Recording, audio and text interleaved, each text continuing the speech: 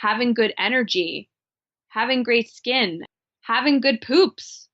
There's so many things that define, true joyous health to me, that it's not just merely the absence of disease. It's not merely just not getting colds and flus, having a positive mental outlook.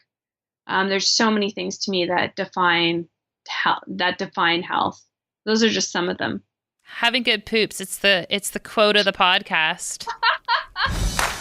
This is the Anthropology Podcast, the podcast where we optimize the bodies, brains, and lifestyles of entrepreneurs, go-getters, and world-changing innovators. Welcome to the Anthropology Podcast. I'm your host, Dr. Megan Walker. As an anthropologist and naturopathic doctor, I optimize the health and performance of badass women working to change the world as entrepreneurs and go-getters. Before we jump into the interview, I want to invite you to join our free Facebook community, Legacy. If you want to be something amazing, you need to surround yourself with amazing people. The Legacy community is made up of badass women living, not leaving, but living our legacy every single day. We are leaders, parents, entrepreneurs, and innovators collectively committed to leaving the world better than we found it. My mission is to support the health and optimization of these badass superheroes, literally to places we never thought imaginable. If you are on a mission and get it, that your health is the key to your unlimited potential, then join us. We are super awesome. You can find us on Facebook at www.facebook.com/groups/BE Legacy. See you there. Today, I sat down with Joy McCarthy, best-selling author, holistic nutritionist, and chief blogger over at Joyous Health.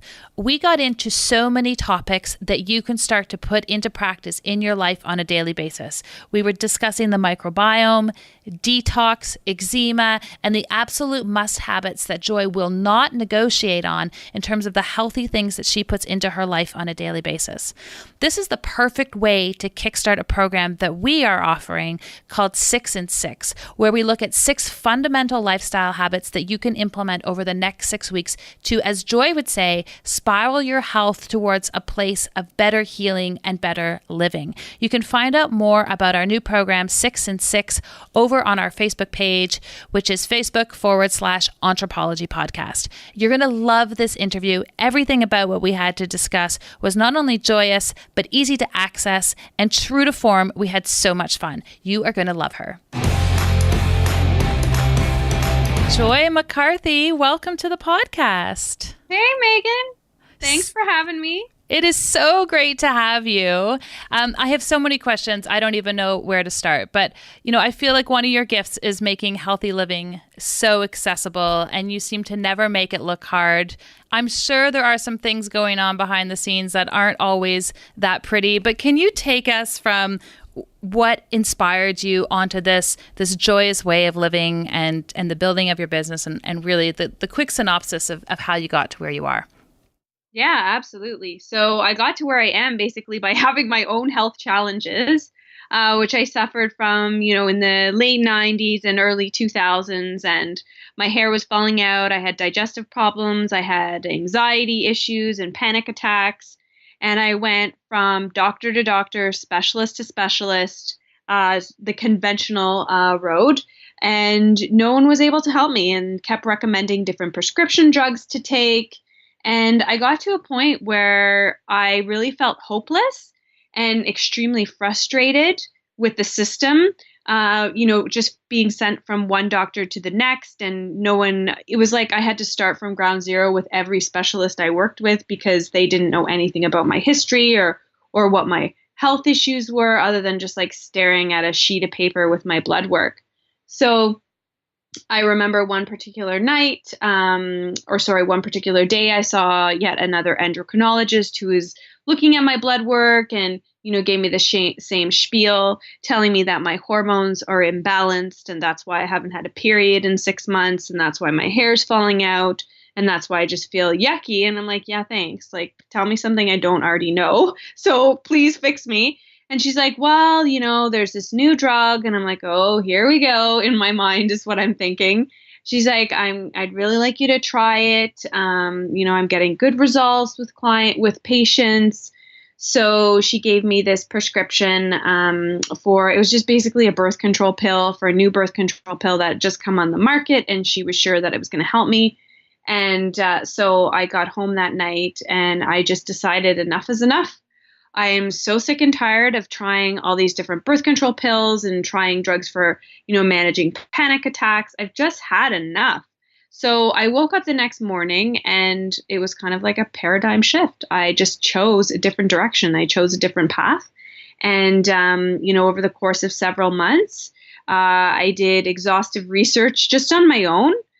Because back in like the early 2000s, in my world, seeing a naturopath or a certified nutritionist was so far off the radar. It wasn't as common as it is now. So if I had known, some like you, Megan, I would have been like, hey, please help me. So I did my own research and essentially healed my own body. And, within several months, my hair started to grow back. My anxiety completely vanished. My digestive problems, I don't know if I mentioned that, completely vanished. I had blood work done and all of my hormones were balanced. And of course, I got my period back. So my doctor was, of course, confused and shocked but happy for me and was like, how did you do this? And I just explained very briefly, change in diet, change in lifestyle. And here I am. So that really inspired me to eventually go back to school because this is my second career. And I just wanted to learn more because I realized that a lot of people were struggling with the same health issues that I had, especially in my social circle. And I just wanted to be able to help people. And so that's kind of where I started from, just realizing the power I had over my own body for, when I lit up those self-healing mechanisms and really took time for self-care, how I was able to do that. And here I am today. It's pretty cool. It is pretty cool because you're walking the talk. There's two things you just said that sort of struck me. The first was that your medical doctor was shocked and confused that when you took care of your body, it actually healed itself. Yeah. And so it kind of begs the question, and this is sort of rhetorical, I'm just curious of your thoughts. Do we need to be sick to find health? I think for some people, not everybody, but I do think for some people, it takes that sort of rock bottom moment to then decide you're going to take care of yourself. That's kind of sad when we think of it that way. I think more and more, though, people are realizing the importance of prevention. And, had I known then what I know now, I would have never, had those years of just feeling awful. But I think it depends on your personality, a little bit. Like for me, I've always been a very active person. So I never struggled with things like, being overweight, or I was always like very fit. And that was something that I wanted to stay in shape and feel good in my body. So in that way, that I guess was, preventing disease and helping me be healthy. But then the food part was really off. You just espouse this healthy lifestyle and you make it accessible and easy and fun for people. So what's the difference between, I'm going to say, a joyous state of living, which is what your brand is all about, and now your new book and this push around a joyous detox? What's the difference between a detox and just regular preventative health? So for me, my new book, Joyous Detox, is all about a lifestyle. Because as you know, our bodies are detoxing all the time. We don't just detox in the spring. We don't just detox on January 1st. We are detoxing 365 days a year.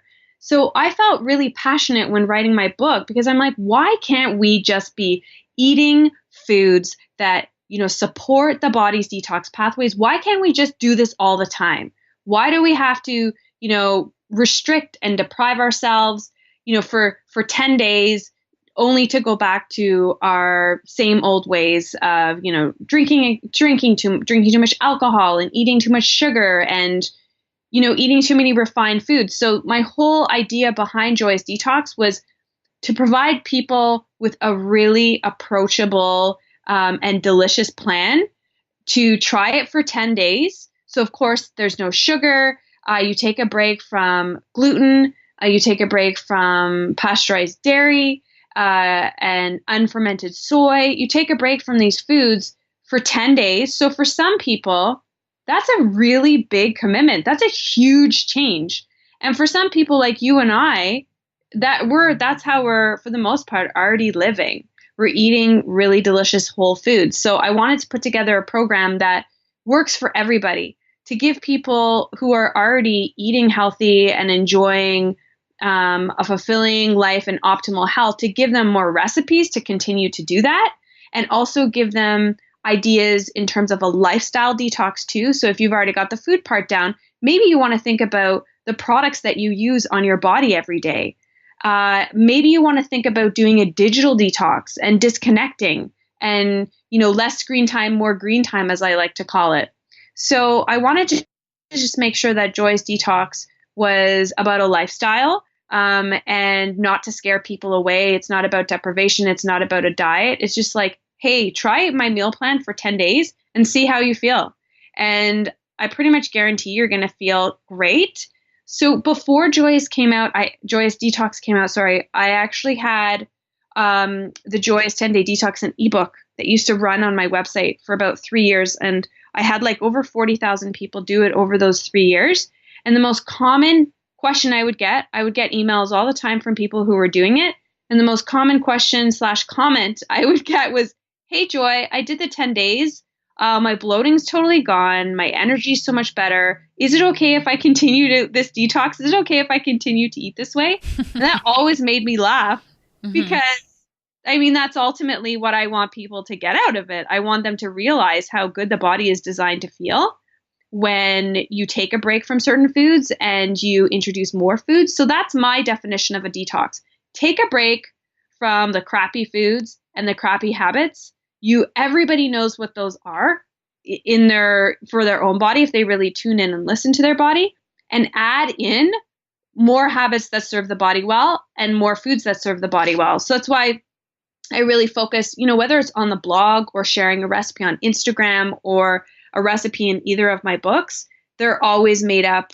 All my recipes are made up with wonderful foods that help the body detox naturally every day, whether it's kale or beets or turmeric, or fish, you name it. It's delicious whole foods.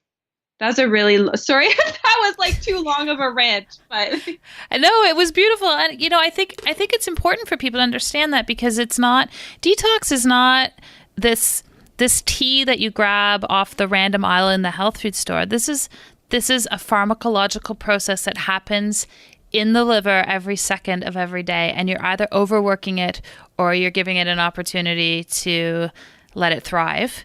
And I think that's what you're doing, right? Is you're giving people the lifestyle tools to let their body be at its best. Exactly. And also, I really like to educate people, like you were talking about, on, why is it so important to eat certain foods to help the liver better detox? Because your liver requires certain vitamins and minerals and phytonutrients in order to detox toxins and also to protect the liver from those toxins. And where do we get these nutrients from, right? They don't just come out of thin air. So I like to educate people on the fact you get this from your food. So it's so important to look to what you eat every day as an opportunity to either fight disease or fuel disease and help your body better detox or not. So every time we eat is this amazing opportunity. And so taking it a step further, because what you're talking about is, I'm going to call it a gateway detox. Yeah. In terms of it being accessible. And then even in my own practice, I have things that I'll say are like advanced maneuvers. Right. One of which is fasting. What are your thoughts on fasting detoxes? And for me, I'm not eating for 3 days. I'm talking about maybe using juice or bone broth, or are those something that feature either in your definition or world of detox, or maybe even on your own? Yes, they definitely do, and definitely on my own. But when it comes to, I don't want to use the word severe, but maybe perhaps more intense detoxes and cleanses and fasts, I always recommend that people work with someone like yourself. Work with a naturopath or a certified nutrition who's an expert and can do your whole health history. That's why in Joyous Detox, I don't really touch on that, because depending where someone's at, like if someone has diabetes or if someone's pregnant or breastfeeding, I want them to get the advice from a practitioner. But for me personally, and I think for the average person, I always recommend aiming to fast for at least 12 hours at night. So last time food passes by your lips, say it's 8 p.m., then you don't eat again until 8 a.m. to give your digestive system a rest. And also we know that we don't sleep as well. We don't release melatonin as adequately when the brain detects food in the gut. If you're feeling full or not even too full, if you just have a lot of food in your gut, you can't get into a proper deep sleep. So I'm a huge fan of just being aware of that 12-hour fast. But of course, if you're pregnant or you're breastfeeding, then, throw that out the window. And of course, intermittent fasting, I'm a big fan of as well. I'm not practicing that personally because I am still breastfeeding. And then, of course, I do think there are some really great herbs that people can use. I think there are good teas out there that people can use on a daily basis, whether it's like, that has ingredients like dandelion and burdock root. I think these are things that people can introduce into their daily lives as well, just to help give their system a little detox boost. And in terms of juice fasts, I'm actually not a huge fan of juice fasts, those types of cleanses, beyond sort of one day. I just don't find they're sustainable. And, my own experience when I have, in the earlier days when I was having clients doing them, I just didn't have really great results. But, I'm open to always learning more and hearing about more research. And, nutrition is like ever evolving. I feel like we never, ever know everything because it's going to change. New research is going to come out. But one thing I feel extremely passionate about right now in terms of detox and preventative health is just really supporting gut health and the microbiome, and really understanding how that plays into, the prevention of disease and keeping inflammation in check and ensuring that our body is detoxing effectively based on how much good bacteria, bad bacteria we have in our body. So I think the microbiome is also very, very important to recognize and support. Yeah, and I'm sitting here giddy in my chair because when people say microbiome, like all of the like geeking out pathways in my brain are firing. This is a hot topic, and probiotics and fermented foods and just the term microbiome gets thrown around. You're so good at making things accessible for people. What is the microbiome and why do we care? Yeah, so the microbiome is essentially the tens of trillions of microbes that live on us and in us. In fact, 1 square centimeter of our skin has 1 billion microbes, which is just insane. Our gut obviously being the most populated with these microbes. And so every choice we make, every second of every day, our microbiome is changing because what we eat, how much stress we have. So every morsel of food we eat, for example, if we're eating something sugary and refined, carbohydrates like white pasta with some sort of dairy cream sauce, we're more likely than not, feeding the more undesirable microbes, the yeast and the fungus. Whereas eating fermented foods and prebiotic foods like onions and bananas and apples, eating more of those types of foods really help the good bacteria to thrive. And there's so many reasons this is important. One of them that I get excited about is just the simple fact that we know that good bacteria help to break down waste products and toxins in the gut. And when we have a bowel movement, that's where it comes out. So the good bacteria are on our side. But I was doing a lot of research for my recent eczema guide, and just in terms of lots of research on the microbiome and also the skin biome. And what I really came to understand was that, sure, we can call it bad bacteria, but actually there may not actually be bad bacteria. That bad bacteria, even pathogenic bacteria, may actually have some benefits to us. So it's not about eradicating all of the bad bacteria. It's about having enough and a variety of species that everyone can kind of live in harmony.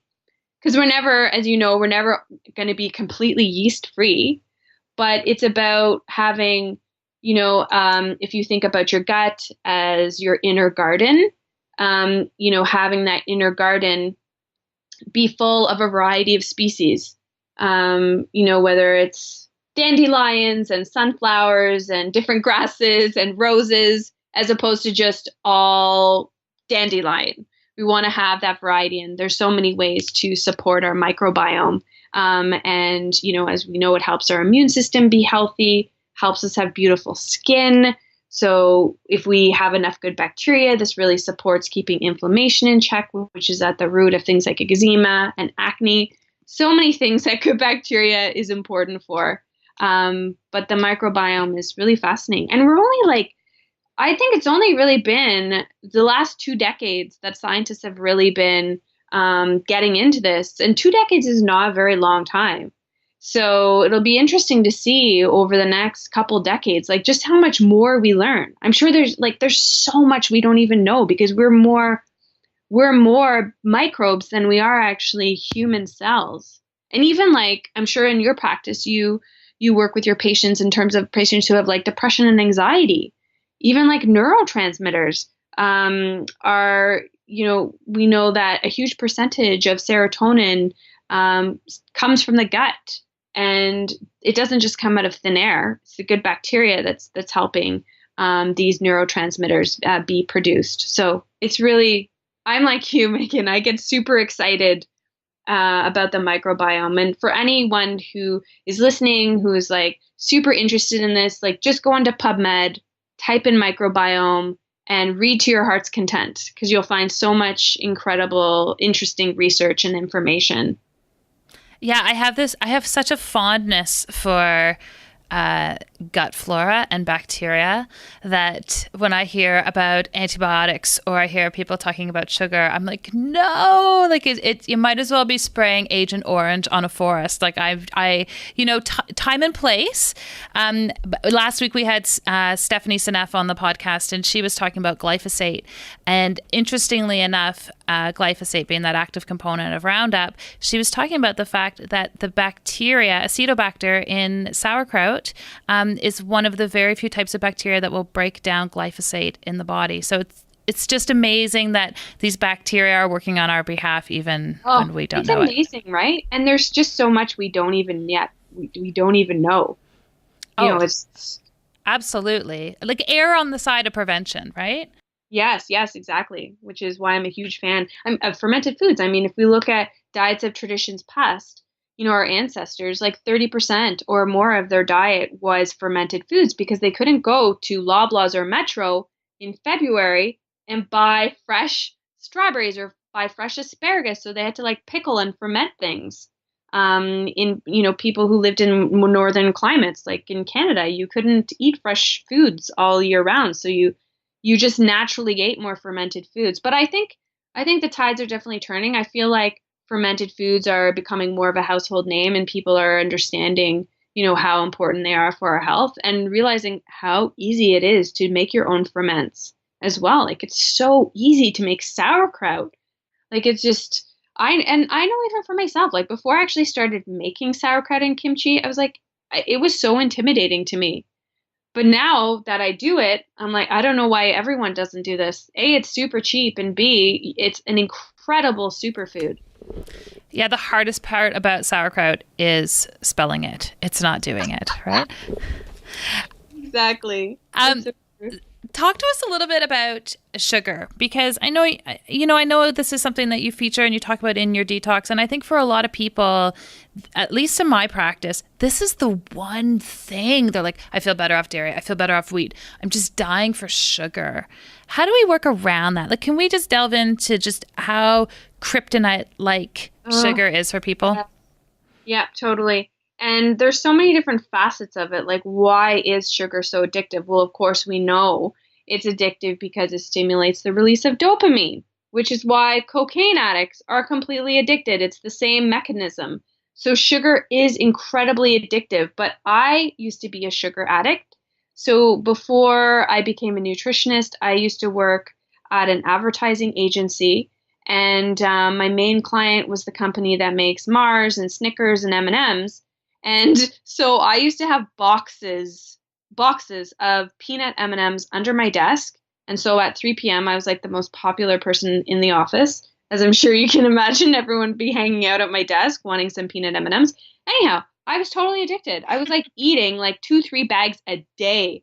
And I remember even back then I was like, like what are all these chemicals that make these colors so bright? And I remember thinking to myself, like, what is happening to these chemicals when they go into my body? So I think when, someone decides, hey, I'm going to cut out sugar, I think that's a great idea.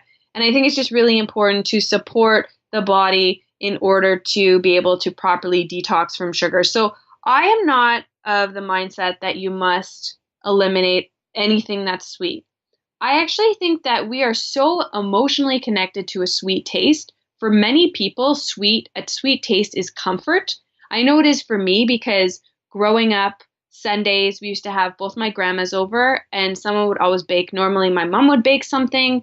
And so for me, having dessert after a big meal, a family meal, was something that was like so special.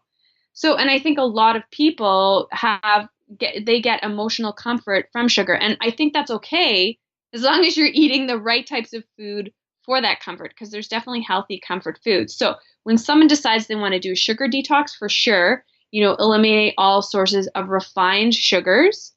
And then I do think it's okay in moderation to have certain fruits, to eat foods that are naturally sweet, and whether it's sweet potato, or if you're making a big beautiful salad for lunch, put some raisins or chop up some dates into that salad so that you're getting that sort of comfort food aspect of it, so that you're not feeling like you're missing something. Because I think a lot of times people will just, they find the craving so hard to break because it's so hard to do it cold turkey. I'm not sure what your philosophy is on sort of cutting out sugar, but mine is like cut out the refined sugar for sure, cold turkey, and then natural sugars in moderation, even though I hate that word moderation. But you got to kind of figure out what works best for you. So for me, I had to completely cut out all forms of refined sugar. I did go through withdrawal because you do actually get addicted. Like some people get shaky for a few days, they get headaches. And also remember that sugar cravings are just a sign of an imbalance as well. And I have found, as I mentioned, having so many people do the Joy's 10-day detox and so many people telling me they were able to like totally lose their cravings. I think when people just eat more balanced and they're eating enough protein and fat and therefore balancing their blood sugar, they don't have these wild fluctuations. Because that was a big part of why I was a sugar addict. So I'd eat these M&Ms, my blood sugar would spike, then I would drop so low. Then in the evening, I would just be like this sugar monster.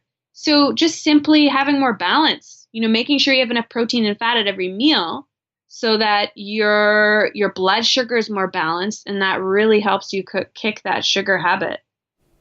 Yeah, and so what's your take on artificial sweeteners? Yeah, so I hate artificial sweeteners. I think they're terrible. I go through each of them kind of like one by one in my book. But, the key takeaway I think with artificial sweeteners is that they're just that kind of sweet taste, that intensely sweet taste does not exist in nature. So when we eat something that's sweet, the brain expects nutrition, right? It assumes it's a carbohydrate and expects minerals and B vitamins. And when we don't actually have any of that in our diet because we're eating a poor diet, we're eating artificial sweeteners, we just keep craving and craving and craving. And now we're even seeing, there's research even showing that artificial sweeteners can actually increase insulin.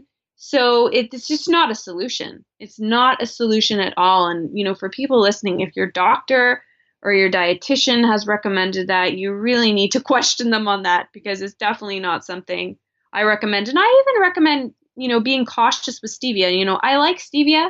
I use it in the summer when I make like iced or like chilled teas. But it's not something that I use like all the time in my everyday, because I do think it is so intensely sweet, and you want to get used to your food not being that sweet. And that's another thing that I have noticed over the years working with people is that when they cut out sugar, they cut out the refined sugars. When they do then go and eat something that they used to eat, say they used to get, their favorite double chocolate chunk cookie from Starbucks or whatever it is. They used to get that every day. They cut it out for 3 weeks and then they have it again. It's just usually it's too sweet. It's like sickly sweet. Like I find even myself, who was someone that was sugar addicted and just assumed I would always need something sweet my whole life. Like there are so many things that I find too sweet. I just, if I go to someone's house and they bake something, more often than not, it's not appealing to me. So for me, I totally, being a recovered sugar addict, I still find like it doesn't appeal to me at all. And I think a lot of people can break through that and be able to overcome their sugar addiction. And what about honey? Do you throw honey in there? No, I actually recommend honey but here's the thing. If you, make your granola at breakfast and you have it with some nice sheep's milk yogurt or coconut yogurt, and then you're pouring 4 tablespoons of honey on it, then that's too much honey. I think that honey, if you're having raw and pasteurized honey, definitely has benefits. But if it's something that you feel throws you off and you can't just have a little, then it's something you need to cut out. So I like honey. I use honey products myself. I also like for example, in baking, in many of my recipes, I stick to real maple syrup. I like using local or Quebec maple syrup.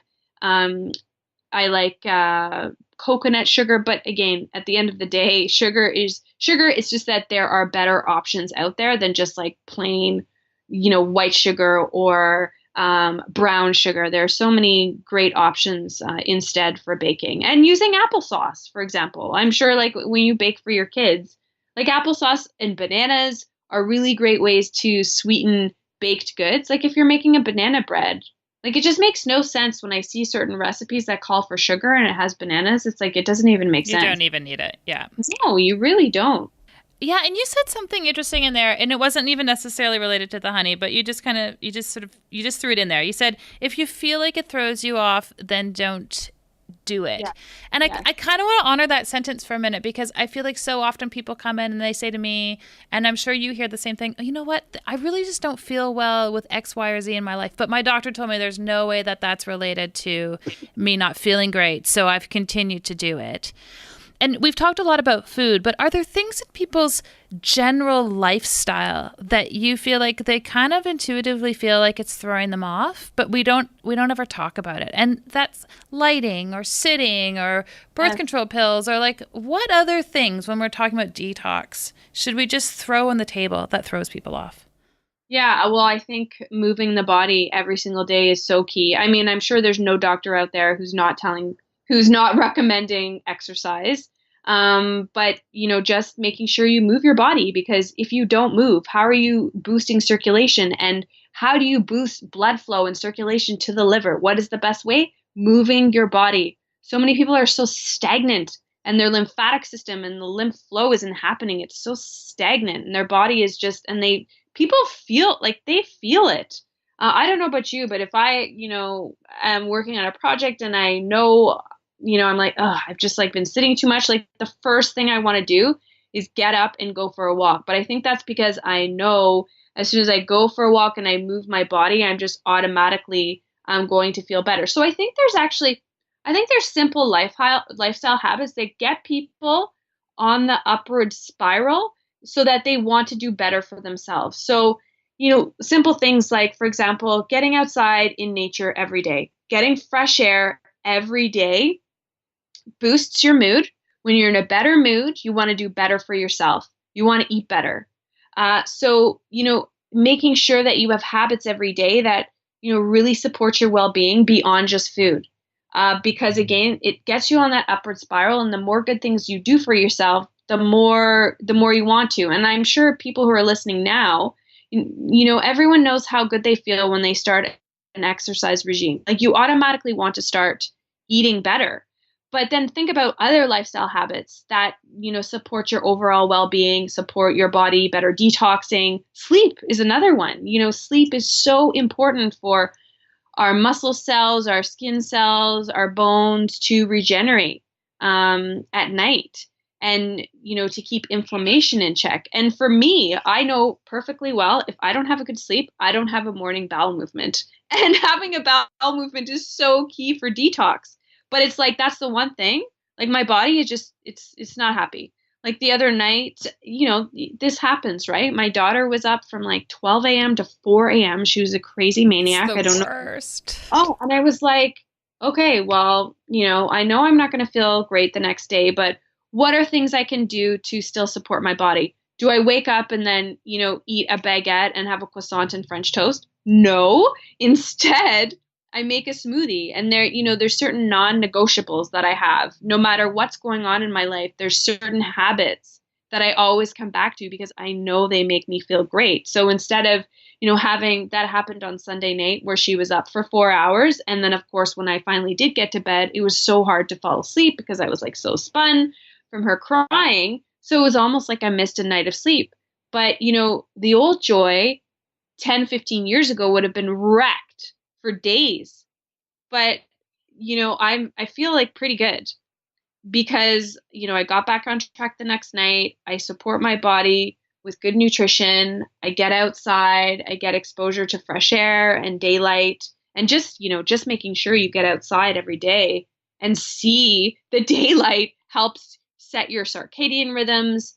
So it's so important. There's so many things you can do beyond just food. I don't know if I answered that question. Sorry if I gave us a ramble, but I was just, got carried away by like ways that people can get on that upward spiral to take better care of themselves. Yeah, no, I love that. But you mentioned that there's absolute musts for you. What are some of those absolute musts that no one, even a crying baby will not get in front of these absolute musts? Yeah, so for sure is my morning smoothie every day, 365 days a year. When I travel, I find somewhere I can get a smoothie. I said to Walker, the next time we travel, I'm bringing a blender with me because that's how important it is to me. So I make a smoothie, or Walker, my husband, makes a smoothie, and the three of us share it.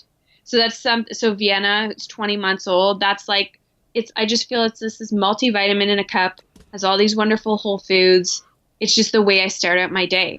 And I feel great. Now, am I going to like lose myself if I don't have it one day? Well, no, I won't. But I have to tell you, like, really, I can't even think of the last time that I actually didn't have a smoothie. Even if Walker and Vienna and I are going out to meet friends for brunch, like we still have our smoothie first thing in the morning because it just really sets the stage for the day. And another thing is just, making drinking water a priority. I know we hear this over and over again, but I was actually chatting with someone earlier today who's like super health nut, and we were talking about our sort of health non-negotiables, and she's like, yeah, water. She's like, I know what you mean, Joy. She's like, that's the one thing I really struggle with. So for me, what I do every night before I go to bed, I fill up a huge glass. I have this like nice glass bottle that I fill up with water. There's probably maybe a liter in there, maybe 750 ml. I don't know. I've never actually measured it, but I fill it up. I put it on my night table. And then when I wake up in the morning, before my feet even hit the floor, I drink that because I don't know what the morning's going to entail. I don't know what's going to happen with Vienna. Like Vienna's pretty calm, but it could be a crazy morning. And I want to make sure that, that's how I start my day. And then other things like taking my supplements, eating plant-based foods, like always, every single day, at least one of my meals is like a huge salad. I love salads so much. Like for dinner, we had a huge salad. We had a quinoa salad. I don't eat grains actually that often, but we had a vegetarian dinner and it was absolutely delicious. Amazing. It's those little things that matter, right? It's the daily stuff that builds health. Yes, exactly. It's not just doing 10 days going all out and eating all these detox friendly foods or juices or whatever people are doing. It is truly a lifestyle. It's the daily things. And then once in a while, when you do have an indulgence and a treat, or you go out and you have a wonderful meal and maybe you've had a little bit more wine than you wish maybe you're like, oh, I shouldn't have had that second or third glass of wine. It's not a big deal when you get back on track the next day. Because your body will, if you just tune into your body's own wisdom, it kind of really does help you stay on track. And I really didn't believe that for the longest time until I actually started listening to having awareness of how certain foods and habits made my body feel. And when I tuned into that, that really helped me. That really like motivated me. And I think that's I think that's a missing piece for a lot of people, is that they are just not body aware. And when they clean up their diet, even though I hate using the word clean, I hate like clean eating. That just, to me, it makes it sound like you're eating sterile food. But for lack of a better description, when you eat cleanly and then you have like one super indulgent meal, then you realize like how far you've come, because you're like, oh yeah, like that makes me feel like crap, so I'm not going to eat McDonald's again. So I think that really helps people stay on track. Yeah, no, absolutely. And you mentioned a key word there, which I think is going to resonate with a lot of people, which is lifestyle, right? It's not just a detox, right? It's a way of living, which is why I kind of love this as a gateway for people. Can we segue a little bit and just talk about your lifestyle as an entrepreneur? Yes, totally. Were you always an entrepreneur? I feel like I always have been. I've always been, maybe if not an entrepreneur, I've always been an extremely hard worker. Like when I was in high school, I had 3 part-time jobs, which is kind of crazy.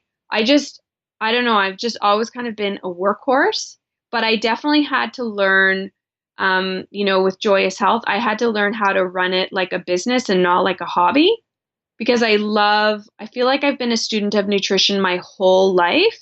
I love it so much. I'm so passionate about it. I mean, that's what I'm reading. I'm not reading really interesting mystery novels or anything when I'm in bed at night or I go on vacation. I'm still like reading about nutrition because I just love it so much, and about wellness as a whole. So I think that I had to kind of learn the skills of being an entrepreneur, but I feel like I've kind of always had that in me since I was a kid. And so then for entrepreneurs or experts who are just getting started, and I know that you are someone that so many of them look up to, what advice do you have for them as they're getting going? So many things. Let me just think of the best pieces of advice I can give. Well, the first one would be one that I just said, and I think this is really important for people to, look at their business as a business and not just as a hobby. And, it's so easy to fall into the trap of doing the aspects of your business that you really enjoy and then procrastinating and putting off all the other stuff, the admin, or maybe it's the marketing you don't enjoy, or maybe it's doing meal plans, whatever it is, or, whatever type of business you're in. You have to, get comfortable with wearing all hats, especially in the beginning. If it's just you grinding away and you're doing, so many different things, I think it's really important to remember that you have to wear different hats. As a nutritionist, and I say this all the time when I speak to nutritionists, is that most of the day you have to take your nutritionist hat off and you have to put your marketing hat on. And you have to think like a business person and think, how am I going to market my services and build my brand so that I can do what I love, and so I, can work with people and develop recipes or whatever it is that you need to do. But if you need to take a course in how to run a business, how to do the books, how to do the accounting, then you should definitely do that. Because that's one big mistake that I made personally, was that I was terrible at doing my invoicing. In the beginning, I was terrible at all the accounting stuff because it just like gave me the heebie-jeebies. I was like, I hate that. So then I'd have clients like Joy, they would say to me like, Joy, I kind of like need to pay you. Like, can I pay you? And then you get to a point where you're like, oh my God, I have no money. But then you're like, oh, well, I could like invoice how many people. So one thing that's really key as an entrepreneur is, for me, I like live by my calendar. That keeps me on track. It is the only way I have a social life. I schedule pretty much everything. And, there was a couple weeks ago, I was being interviewed for a podcast, and they said to me, well, don't you think like that kind of takes away your creativity and being spontaneous? No, I don't think it does. I think it helps me maintain my sanity. And it's not like, when the weekends come and my weekend is open, I'm not going into my calendar to schedule, things in, just to fill up my calendar. But I think, living by a calendar and just that really helps you stay organized and really helps you finish projects, because I meet so many people that tell me they want to write an ebook or they want to write a book or they have this project, but they just keep procrastinating. And so you have to set timelines for yourself. And then you actually have to put it in your calendar that, whether it's writing, that's really key. Because if you're writing and you have to like write 30,000 words, you can't just cram that all in and do it in a month. You need like months to do that. So you need to make sure that you schedule time for it. And that's been, I think, that's been something that's definitely helped me achieve, many goals that I've had, is like really making sure I schedule time to work on it. And I'm definitely someone, by the way, I'm like a procrastinator and I work best under pressure. So for me, that was like a big sort of mindset shift that, I don't have to work like this. I don't have to be super stressed out that I have to meet this deadline. I can just start earlier. So living by the calendar. Yeah, I can't. I am with you 100% there. I don't know what I would do without my calendar. Yeah. It makes me a healthier person, actually. Yes. Yeah. It just takes like the stress away. Yeah, absolutely. Absolutely. I forgot to put one birthday party in a calendar last month, and man, we missed the party. It was devastating. Like it was, I need my calendar. Absolutely. Yeah, me too. Because I'm the same. If I don't put, I put all my social stuff in my calendar too. If it doesn't get into my calendar, it won't happen. Like I won't be there. I don't just, like as an entrepreneur, you're doing so many things. And if you have a family too, like there's just, you want to make it easy on yourself and not have to try and remember everything off the top of your head. Yeah, use your head for better things. Yeah, exactly. Joy, how would you define health? Happiness. To me, health is defined as like feeling good in my own skin, feeling really happy, having good energy, having great skin, having good poops. There's so many things that define, true joyous health to me, that it's not just merely the absence of disease. It's not merely just not getting colds and flus, having a positive mental outlook. There's so many things to me that define health. Those are just some of them. Having good poops. It's the quote of the podcast. It's so true. We all feel good when we poop. Absolutely. So, yeah. So why not? Let's just talk about it, right? I always tell people like pooping, that's such like do it first thing in the morning. So good for you. Cleanse my body. Absolutely. That's one of the first rules of detox. Yes, exactly. Each month, I'm featuring a new Anthropology quiz to help you unlock and uncover some of the physical performance blocks that may be holding you back from your true potential. With spring in the air, we are focusing on detox and toxicity. Through the quiz, we're going to help you understand whether you possibly have exposures you didn't even think you were having, and how to tell whether or not your body is better or worse than the average person at being able to remove these things from your immediate environment. To learn more or to take the quiz, head on over to meganwalker.com/anthropology quiz. Joy, we're going to jump into the second half of the interview, and by half, I don't actually mean half. I mean the last little part. Yeah. And these are our key performance indicators. So just like we would have with a new startup or business, these are the key things about one's lifestyle that gives us a snapshot of where you're at and what you're doing. So I've got 5 quick questions for you. The first is, do you have a consistent morning routine? And if so, can you share? Well, I used to, but that was before I had a daughter. I used to definitely have a very consistent routine of getting up, having my water, having breakfast, sometimes did yoga before, sometimes it was after. But I have to be honest, I don't, when I hear other entrepreneurs talk about how they get up and they meditate and then they have all these things that they do in the morning, I'm like, I don't know how they do that when you have little ones, because you can't really put a 20-month-old on your, having this perfect blissed out morning routine. That being said, mornings are like mornings are my favorite time of the day. I never rush the morning. For me, getting up with enough time that I have time to have breakfast with my family. I don't have to rush. I just hate rushing the morning because that's another thing. If I'm rushed, then I don't poop. So for me, like I want to enjoy my morning. So I have my water, we have our breakfast. Sometimes, if Walker's around, then I can go do yoga. I don't go to classes. I just do it at home. I do like online yoga. So it's not really anything too strict. It's just like pretty simple, but sort of the routine of when I do like the routine of when and if I do yoga, that kind of changes every day because it just depends on my daughter and what she's up for. Sometimes she just wants to climb all over me and have fun, and I'm okay with that because I may be going to the office and I may have a babysitter coming and being with her for the next 7 hours, so I want to max out my time with her. Yeah, I totally get that. Fiction or nonfiction, what are you reading right now? I'm actually reading, I'm just turned my head to look. As you know, I'm sitting in my bedroom, everybody, doing this podcast.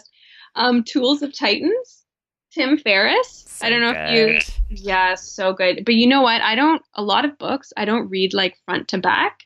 I like, and on the other side of my night table stand, I have the whole Brain Child, which is a book I love, and another book about parenting, happy, peaceful, parents. Sorry, I think it's called Happy Parenting, Peaceful Child.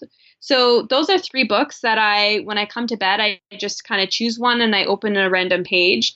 And then depending how good it is, I may get carried away for a while and read far too long. And my husband's like, Joy, can you please turn off the light? Can you, like, it's time to go to bed.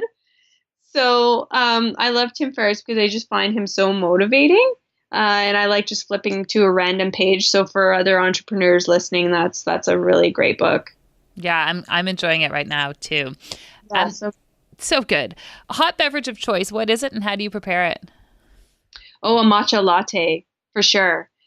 So just like whisk some organic matcha powder with some hot water, but not boiling. Hot water, whisk it, and then I warm up some coconut milk and a bit of raw honey and just combine all 3. So good. Or turmeric ginger tea. I also like doing that, like just tossing turmeric, raw honey, cinnamon, ginger, and coconut milk and getting like the full fat into my blender with hot water. That is like next level deliciousness. Perfect. What do you do for fun or play? I go for walks in High Park. That's like my favorite thing to do is just like go out in nature and just like hang out. Like whenever Walker and I have like a good chunk of time on the weekend, we don't like plan anything, crazy. It's just like, let's just go for a walk. Let's just leave the house and go walking and like just be gone for like 4 hours and just kind of see where it takes us. I just love those days. Those are like my favorite. And last question, entrepreneurism. Are we born this way or do we learn to become entrepreneurs?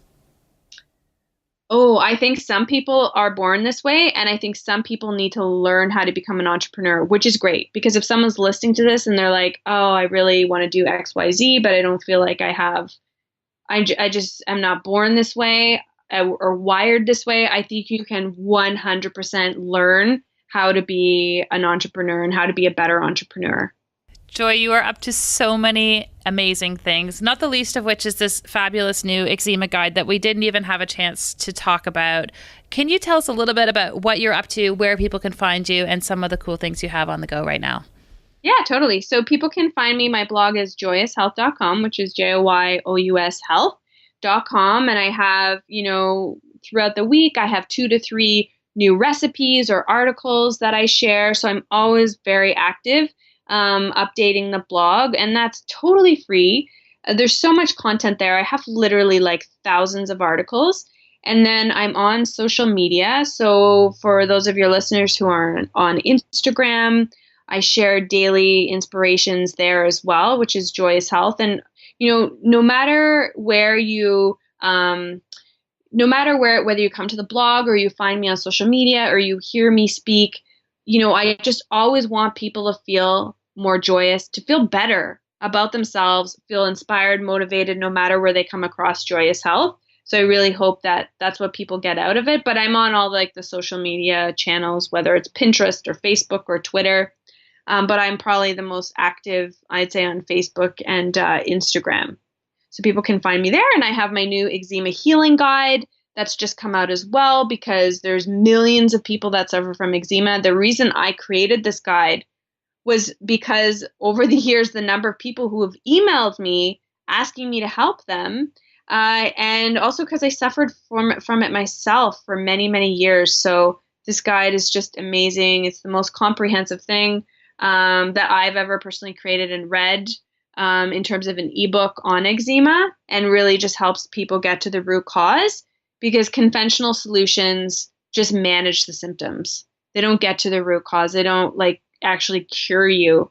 So that's why it's so key to get to the root, and there's not one single cause. So I'm really excited about my new eczema guide that I have. Joy, I feel like we're going to have to do this again and talk just about eczema and skin health. Oh. I can't thank you enough for being with us. It was such a pleasure to have you. Thank you so much. I had so much fun chatting with you.